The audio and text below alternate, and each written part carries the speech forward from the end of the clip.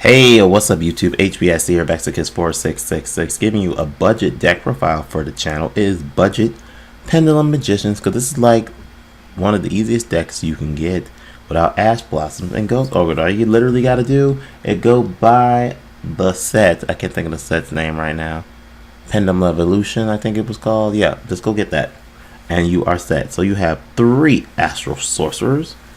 Love this card to death. 3 Black Fangs, 3 Double Iris Magician, 3 Harmonizing Magician, a Maxi, 2 Oath Dragon Magician, 2 Performer Pal Pendulum Sorcerer, 3 Performer Pal Crow Skull Crobat Joker, 3 Violet or Purple Poison Magician, 3 Wisdom Eye Magician, 2 Cosmic Cyclone, now that it's in that new starter deck, 3 Duelist Alliance, Pendulum Call, 2 Pot of Desires, because it's in the 10s, Star Pendulum Graph, 3 Wavering Eyes, 2 Time Pendulum Graph, and the extra deck is pretty much Supreme King Dragon Starving Venom, Crimson Blader, Enlightened Paladin, Ignister, Omega, 2 Supreme King Dragon Clearwing. What I have learned and noticed with Clearwing, when they think they got rid of one, you can surprise them with another one and do that effect little damage and steal games with it. Abyss Dweller, Trapeze Magician, Supreme King Dragon, Dark Rebellion,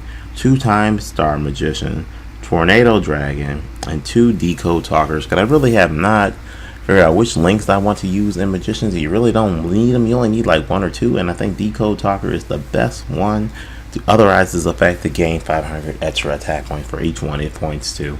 So let me know in the comments below what you guys think, and as always, like, comment, and subscribe, and I'll see you guys later.